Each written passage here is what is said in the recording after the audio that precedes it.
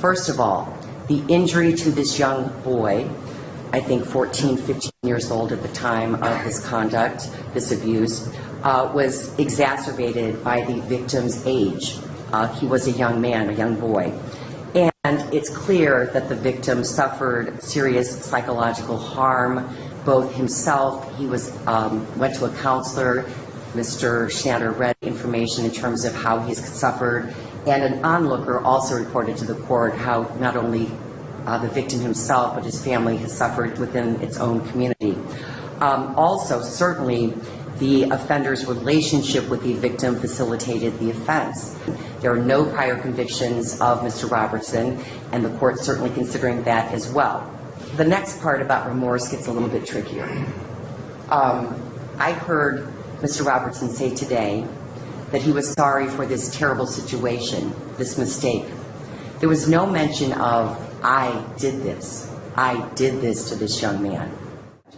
The defendant did not admit that he was the person who made the decisions that he described as inappropriate.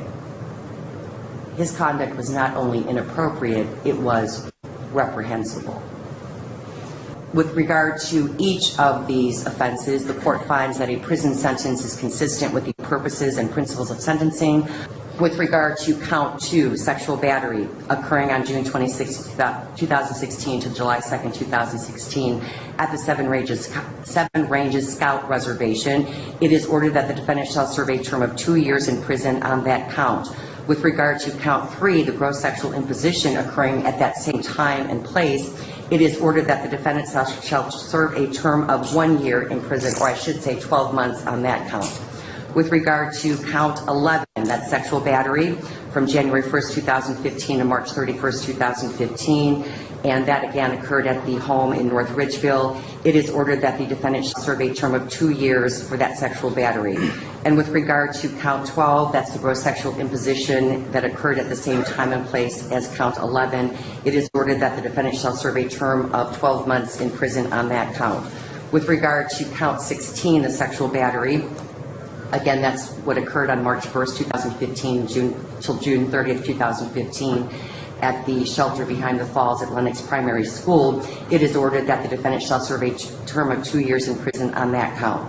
With regard to the gross sexual imposition, count 18, occurring at Wright-Patterson Air Force Base, it is ordered that the defendant shall serve a term of 12 months on that count. With regard to count 21, the gross sexual imposition that occurred on March 11, 2016 to March 13, 2016 at Camp Firelands, it is ordered that the defendant shall serve a term of 12 months on that count. Now, with regard to counts 2 and 3, the 2 years on the sexual battery and the 12 months on the GSI, that will be served concurrently. With regard to counts 11 and 12, the 2 years on the sexual battery and the 12 months on the gross sexual imposition, those will be served concurrently.